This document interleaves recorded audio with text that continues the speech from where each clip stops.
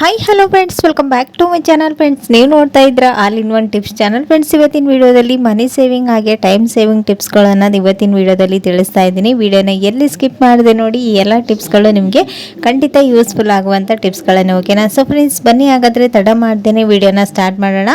ವಿಡಿಯೋನ ಸ್ಟಾರ್ಟ್ ಮಾಡೋದಕ್ಕಿಂತ ಮುಂಚೆ ನೀವೇನಾದರೂ ಹೊಸದಾಗಿ ನನ್ನ ಚಾನಲ್ ನೋಡ್ತಾ ಇದ್ದರೆ ಪ್ಲೀಸ್ ಸಬ್ಸ್ಕ್ರೈಬ್ ಮಾಡ್ಕೊಂಡು ನೋಡಿ, ಹೀಗೆ ಸಪೋರ್ಟ್ ಮಾಡ್ತಾ ಇರಿ. ಓಕೆನಾ? ಸೊ ನೋಡ್ತಾ ಇರ್ಬೋದು, ಇವಾಗನೇ ಜಸ್ಟ್ ಸ್ವಲ್ಪ ಮಳೆ ಬೀಳ್ತಾ ಇದೆ. ಏನಾಗ್ತಾ ಇದೆ ಅಂದರೆ ಕಿಚನ್ನಲ್ಲಿ ಈ ರೀತಿ ಮ್ಯಾಚ್ ಬಾಕ್ಸ್ಗಳನ್ನು ನಾವು ಇಟ್ಕೊಂಡಾಗ ಇದು ಸ್ವಲ್ಪ ಕ್ಲೈಮೇಟ್ ತಂಪಾದರೆ ಸಾಕು, ಈ ರೀತಿ ಕಡ್ಡಿ ಮದ್ದುಗಳೆಲ್ಲ ಈ ರೀತಿ ಮೆತ್ತಗಾಗಿ ಇದು ಚೆನ್ನಾಗಿ ಹತ್ತೋದೇ ಇಲ್ಲ ಒಂದೊಂದ್ಸರಿ. ಸೊ ಇದಕ್ಕೆ ಏನು ಮಾಡಬೇಕಂದ್ರೆ, ನಾವು ಮೊದಲಿಗೆ ಮ್ಯಾಚ್ ಬಾಕ್ಸ್ ತಂದ ತಕ್ಷಣ ಅದರಲ್ಲಿ ನಾವು 1 ಟೇಬಲ್ ಸ್ಪೂನ್ ಅಷ್ಟು ಅಕ್ಕಿನ ಹಾಕಿ ಇಡೋದ್ರಿಂದ ಇದು ಅದರ ತೇವಾಂಶವನ್ನು ಹೀರ್ಕೊಳ್ಳುತ್ತೆ. ಮ್ಯಾಚ್ ಬಾಕ್ಸ್ನಲ್ಲಿರುವಂಥ ಮ್ಯಾಚ್ ಸ್ಟಿಕ್ಸ್ ಯಾವತ್ತಿಗೂ ತಂಪಾಗೋದಿಲ್ಲ, ಆವಾಗ ಅದು ಫ್ರೆಶ್ ಆಗಿ ಚೆನ್ನಾಗಿರುತ್ತೆ. ನೀವು ಯಾವಾಗ ಹಚ್ಕೊಂಡ್ರು ನೀಟಾಗಿ ಹತ್ತುತ್ತೆ. ಸೊ ನೋಡ್ತಾ ಇರ್ಬೋದು ವಿಡಿಯೋದಲ್ಲಿ, ಇವಾಗ ನಾನು ಇದಕ್ಕೆ 1 ಟೇಬಲ್ ಸ್ಪೂನ್ ಅಷ್ಟು ಅಕ್ಕಿನ ಹಾಕಿ ಮಿಕ್ಸ್ ಮಾಡಿ ಇಡ್ತಾ ಇದ್ದೀನಿ. ಈ ರೀತಿ ಮಾಡೋದ್ರಿಂದ ಈ ಮ್ಯಾಚ್ ಬಾಕ್ಸ್ನ ನೀವು ಚಳಿಗಾಲದಲ್ಲಿ ಆರಾಮಾಗಿ ಯೂಸ್ ಮಾಡ್ಬೋದು. ಓಕೆನಾ? ಸೊ ನೆಕ್ಸ್ಟ್ ಟಿಪ್ ಬಂದು ಇಲ್ಲಿ ನೋಡ್ತಾ ಇರ್ಬೋದು, ಈ ರೀತಿ ಕರಿಬೇವು ಸೊಪ್ಪನ್ನು ನಾವು ಸೋಸ್ಕೊಂಡು ಫ್ರೆಶ್ ಆಗಿರಲಿ ಅಂತೇಳಿ ನಾವು ಒಂದು ಕವರಲ್ಲಿ ಹಾಕಿ ಫ್ರಿಜ್ಜಲ್ಲಿ ಇಟ್ರು 1-2 ಡೇಸ್ ಆದರೆ ಸಾಕು, ಇದು ಕಪ್ಪಾಗೋದಕ್ಕೆ ಸ್ಟಾರ್ಟ್ ಆಗುತ್ತೆ. ಸೊ ಆವಾಗ ನೀವು ಏನು ಮಾಡಬೇಕಂದ್ರೆ, ಈ ರೀತಿ ಕಡ್ಡಿ ಸಮೇತನೇ ಇದನ್ನು ಬಿಡಿಸ್ಕೊಂಡು ಇಟ್ಕೊಂಡು ನಂತರ ಈ ರೀತಿ ಒಂದು ಹೇರ್ ಕಂಟೈನರ್ ಬಾಕ್ಸಲ್ಲಿ ಮೇಲ್ಗಡೆ ಮತ್ತು ಕೆಳಗಡೆ ಟಿಶ್ಯೂ ಪೇಪರ್ ಅಥವಾ ಈ ರೀತಿ ವೈಟ್ ಶೀಟ್ಗಳನ್ನು ಇಟ್ಟು ಇದರ ಸೆಂಟ್ರಲ್ಲಿ ನೀವು ಈ ರೀತಿ ಕಡ್ಡಿ ಸಮೇತ ನೀವು ಕರಿಬೇವು ಸೊಪ್ಪನ್ನು ಸ್ಟೋರ್ ಮಾಡೋದ್ರಿಂದ ಇದು 3 ಡೇಸ್ ಇಲ್ಲ 4 ಡೇಸ್ವರೆಗೂ ಫ್ರೆಶ್ ಆಗಿರುತ್ತೆ. ಔಟ್ಸೈಡ್ ಇಟ್ಟರೆ, ಫ್ರಿಜ್ಜಲ್ಲಿ ಇಟ್ಟರೆ ಇದು 15 ಡೇಸ್ವರೆಗೂ ಈಗಿನೇ ಫ್ರೆಶ್ ಆಗಿರುತ್ತೆ. ಒಂದ್ಸರಿ ಟ್ರೈ ಮಾಡಿ ನೋಡಿ. ನೀವು ಸೋಸ್ಕೊಂಡು ಇಟ್ಕೊಳ್ಳೋದಕ್ಕೂ ಈ ರೀತಿ ಕಡ್ಡಿ ಸಮೇತ ಇಟ್ಕೊಳ್ಳೋದಕ್ಕೂ ತುಂಬಾ ಡಿಫ್ರೆನ್ಸ್ ಇದೆ. ಟ್ರೈ ಮಾಡಿ ನೋಡಿ. ಓಕೆನಾ? ಸೊ ನೆಕ್ಸ್ಟ್ ಟಿಪ್ ಬಂದು ಇಲ್ಲಿ ನೋಡ್ತಾ ಇರ್ಬೋದು, ಈ ರೀತಿ ಉದ್ದಿನ ಬೇಳೆಗಳನ್ನು ತಂದು ನಾವು ಸ್ಟೋರ್ ಮಾಡಿದಾಗ ಇದು ಔಟ್ಸೈಡ್ ಇಟ್ಬಿಟ್ರೆ ಏನಾಗುತ್ತೆ, ಒಂದು 15 ಡೇಸಲ್ಲಿ ಇದರಲ್ಲಿ ಹೋಲ್ಸ್ ಎಲ್ಲ ಕ್ರಿಯೇಟ್ ಆಗಿ ಇದರಲ್ಲಿ ನುಸಿ ಅಂತ ಹೇಳ್ತೀವಿ, ಆ ಹುಳುಗಳು ಸೇರ್ಕೊಳ್ಳೋದಕ್ಕೆ ಸ್ಟಾರ್ಟ್ ಆಗುತ್ತೆ.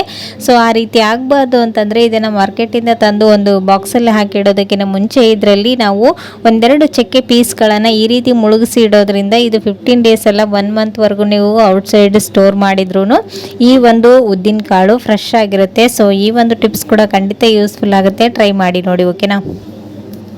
ಸೊ ನೆಕ್ಸ್ಟ್ ಟಿಪ್ ಬಂದು ಇಲ್ಲಿ ನೋಡ್ತಾ ಇದ್ರೆ, ಈ ರೀತಿ ನೀವು ಮೊಟ್ಟೆನ ಬೇಯಿಸ್ಕೊಳ್ಬೇಕಾದ್ರೆ ಕಾಮನ್ ಆಗಿ ಎಲ್ಲರೂ ಏನು ಮಾಡ್ತೀವಿ, ಇದನ್ನು ಶಾಪಿಂದ ತಂದ ತಕ್ಷಣ ಹಾಗೇನೆ ನಾವು ಒಂದು ಪಾತ್ರೆಯಲ್ಲಿ ನೀರನ್ನು ಹಾಕಿ ಇದನ್ನು ಬೇಯಿಸ್ಕೊಳ್ಳೋದಕ್ಕೆ ಸ್ಟಾರ್ಟ್ ಮಾಡ್ತೀವಿ. ಸೊ ಹಾಗೆ ಮಾಡ್ತೇನೆ ಈ ಒಂದು ಮೊಟ್ಟೆ ಪ್ರೊಸೀಜರ್ ಹೇಗಿರುತ್ತೆ ನಿಮಗೆ ಗೊತ್ತೇ ಇದೆ, ಹೇಗೆ ಬರುತ್ತೆ ಅಂತೇಳಿ. ಸೊ ಹಾಗಾಗಿ ಇದನ್ನು ನೀವು ತಂದ ತಕ್ಷಣ ಈ ರೀತಿ ಒಂದು ಪಾತ್ರೆಯಲ್ಲಿ ನೀರು, ಸಾಲ್ಟ್ ಹಾಗೇನೆ ಒಂದು ಸ್ವಲ್ಪ ಈ ರೀತಿ ಅರಿಶಿನ ಹಾಕಿ ಇದನ್ನು ಚೆನ್ನಾಗಿ ಒಂದ್ಸರಿ ವಾಶ್ ಮಾಡ್ಕೊಂಡು ತಗೊಳ್ಬೇಕು. ಈ ರೀತಿ ಯಾಕೆ ಮಾಡ್ಬೇಕಂತಂದ್ರೆ, ನಾವು ಕುದಿಸ್ಕೊಂಡ ತಕ್ಷಣ ಈ ಮೊಟ್ಟೆ ಒಡೆದೋಗ್ಬಿಡುತ್ತಲ್ವ. ಸೊ ಇದರ ಮೇಲ್ಗಡೆ ಇರುವಂತಹ ಕೆಟ್ಟ ಅಂಶ ಏನೆಲ್ಲ ಇದೆ ಅಲ್ವಾ, ಅದೆಲ್ಲನೂ ಮತ್ತೆ ಮೊಟ್ಟೆ ಒಳಗಡೆ ಸೇರ್ಕೊಳ್ಳೋ ಚಾನ್ಸಸ್ ಇರುತ್ತೆ ನೀರಲ್ಲಿ ಬಾಯ್ಲ್ ಆಗಿ. ಸೊ ಹಾಗಾಗಿ ಈ ರೀತಿ ಒಂದ್ಸರಿ ನೀವು ವಾಶ್ ಮಾಡಿಕೊಂಡು ನಂತರ ಕ್ಲೀನ್ ಆಗಿರುವಂಥ ನೀರಲ್ಲಿ ಮೊಟ್ಟೆನ ಕುದಿಸ್ಕೊಂಡ್ರೆ ಇದು ಚೆನ್ನಾಗಿರುತ್ತೆ, ಹಾಗೆಯೇ ಹೆಲ್ತಿಗೂ ಕೂಡ ತುಂಬಾ ಒಳ್ಳೆಯದು.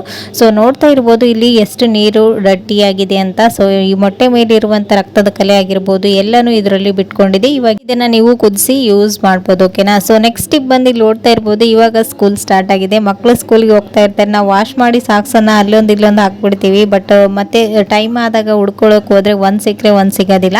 ಸೊ ಅವಾಗ ನೀವು ವಾಶ್ ಮಾಡಿದ ನಂತರ ಇದನ್ನ ಈ ರೀತಿಯಾಗಿ ಫೋಲ್ಡ್ ಮಾಡಿ ಇಡಿ. ಸೊ ನೋಡ್ತಾ ಇರ್ಬೋದು ವಿಡಿಯೋದಲ್ಲಿ, ಈ 2 ಸಾಕ್ಸನ್ನ ಈ ರೀತಿ ರಿವರ್ಸ್ ಅಲ್ಲಿ ಇಟ್ಟು ಫೋಲ್ಡ್ ಮಾಡಿ ನೀವು ಇಡೋದ್ರಿಂದ ಈ ರೀತಿ ಪಾಕೆಟ್ ತರ ನೀವು ಎಲ್ಲಿ ಒಂದು ಬಾಕ್ಸ್ ಅಲ್ಲೇ ಹಾಕಿ ಇಟ್ಬಿಟ್ರೆ ಅದು ಸೇಫ್ ಆಗಿ ಅಲ್ಲೇನೆ 2 ಸಾಕ್ಸ್ ಈಸಿಯಾಗಿ ಸಿಕ್ಬಿಡುತ್ತೆ. ಸೊ ಡೈಲಿ ಸ್ಕೂಲಿಗೆ ಹೋಗೋ ಮಕ್ಕಳಿಗೆ ಇದು ಖಂಡಿತ ಯೂಸ್ಫುಲ್ ಆಗುತ್ತೆ. ಸೊ ಟ್ರೈ ಮಾಡಿ ನೋಡಿ. ಓಕೆನಾ?